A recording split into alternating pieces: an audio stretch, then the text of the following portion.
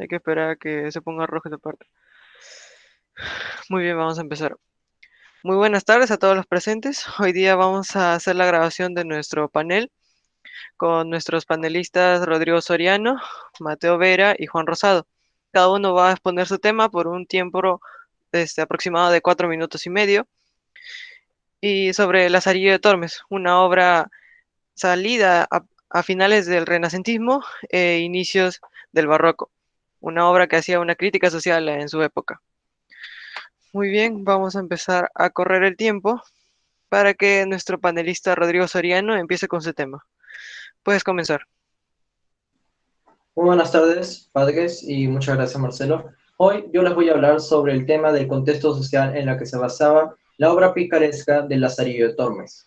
Aparece a mediados del siglo XVI, a fines de una de las etapas más importantes de Europa, en la que los movimientos religiosos, artísticos y políticos abundaban en las calles y en donde los movimientos protestantes y reformistas tenían un papel revolucionario, ya que el idealista Martín Lutero en el año 1517 publicó las 95 tesis, en la que era una crítica directa y muy dura a la Iglesia por el tema del uso de las indulgencias sobre su gente creyente e ignorante.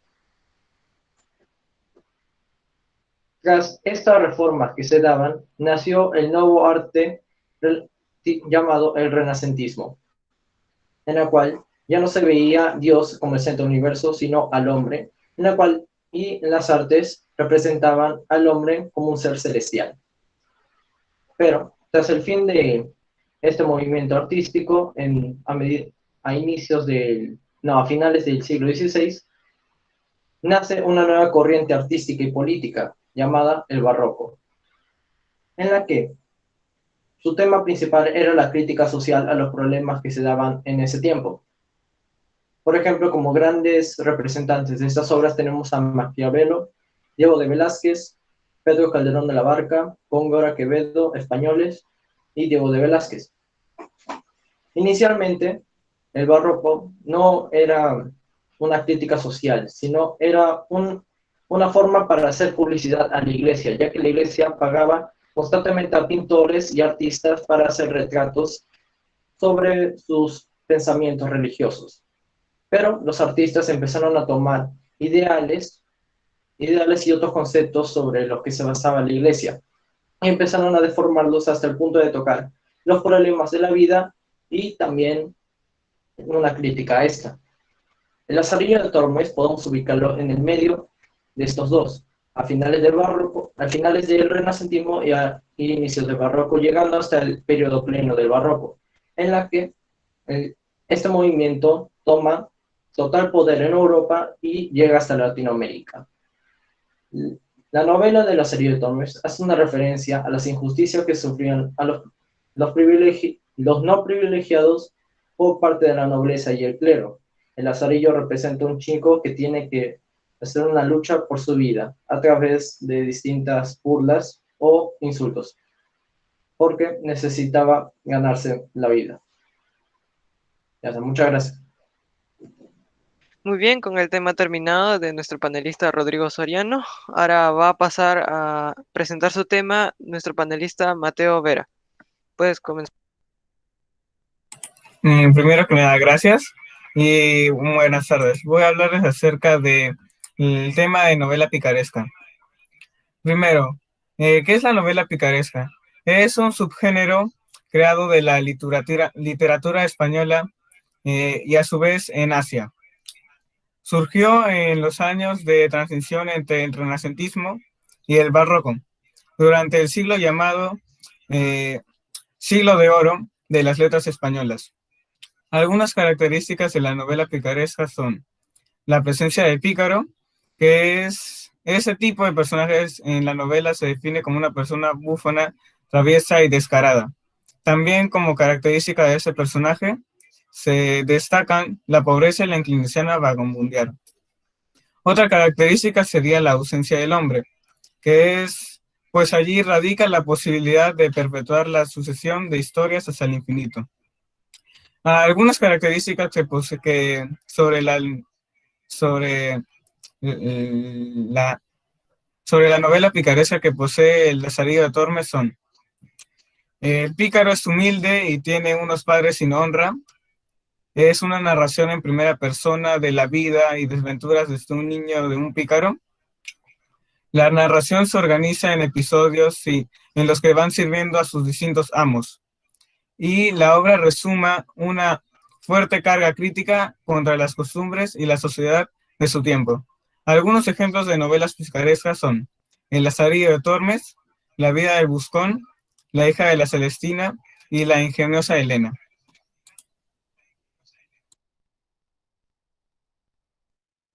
Muy bien, con el tema terminado de nuestro panelista Mateo Vera, podemos pasar al tema de nuestro panelista Juan Rosado. Puedes comenzar.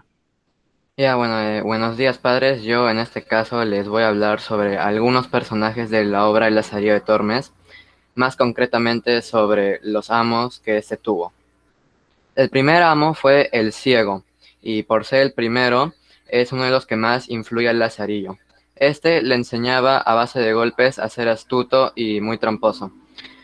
Algunas de sus características de este personaje son que era muy avaro y egoísta. Su segundo amo fue el clérigo, y sus características en la novela hacen que represente la corrupción y la avaricia de los religiosos de aquella época. El tercer amo del Lazarillo fue el escudero. Destaca por ser una persona muy orgullosa de sí y se preocupa mucho por las apariencias personales. El cuarto amo es el fraile. Es promiscuo, vividor y corrupto. Este hombre le da a Lázaro su primer par de zapatos y no le gusta estar mucho dentro de su convento a pesar de ser un fraile. Como quinto amo está el buldero.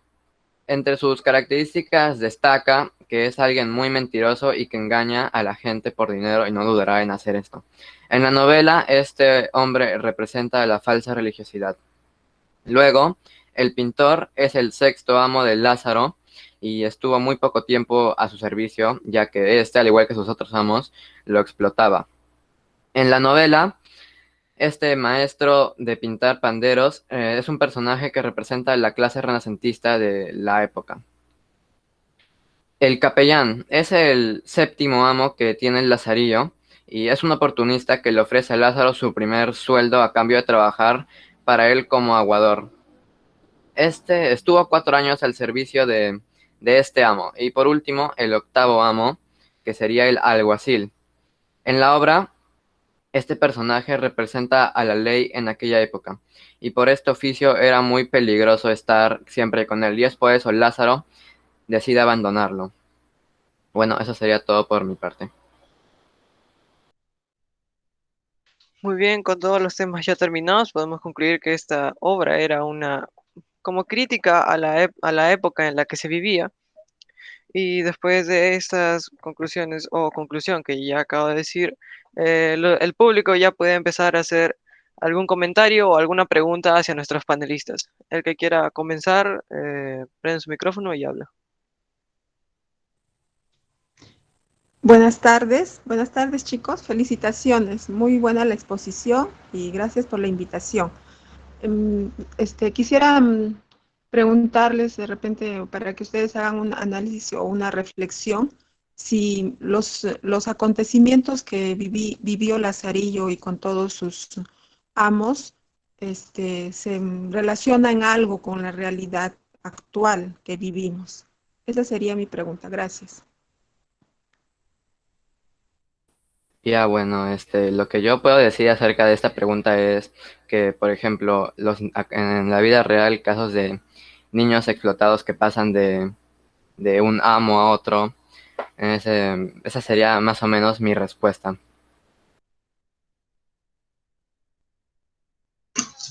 Hola muchachos, felicitaciones por la exposición. La pregunta va sobre todo en la primera parte donde mencionan sobre las injusticias. Si bien es cierto, las injusticias siempre van a haber, eh, quiero hacer un paralelo tanto en la obra como en la realidad, ¿no?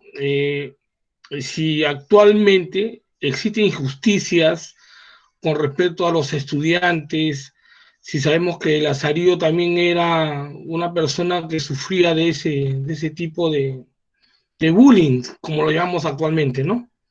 ¿Cree que ese ha caducado, sigue vigente? ¿Se va a poder erradicar ese tipo de injusticias?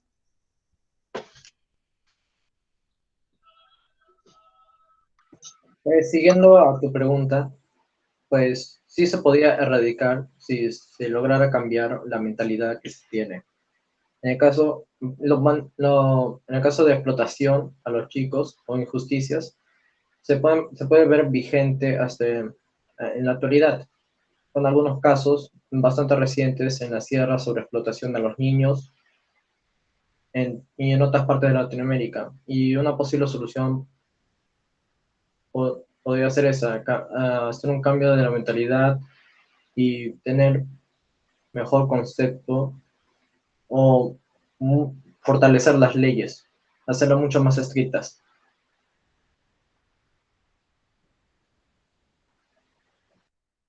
Ok, gracias por la respuesta. Si nadie más tiene una pregunta, daríamos por terminado este panel y muchas gracias por su atención prestada. Fue muy grato que nuestros panelistas pudieran haber expuesto sus ideas que fueron investigadas esto fin de semana y inicios de esta semana.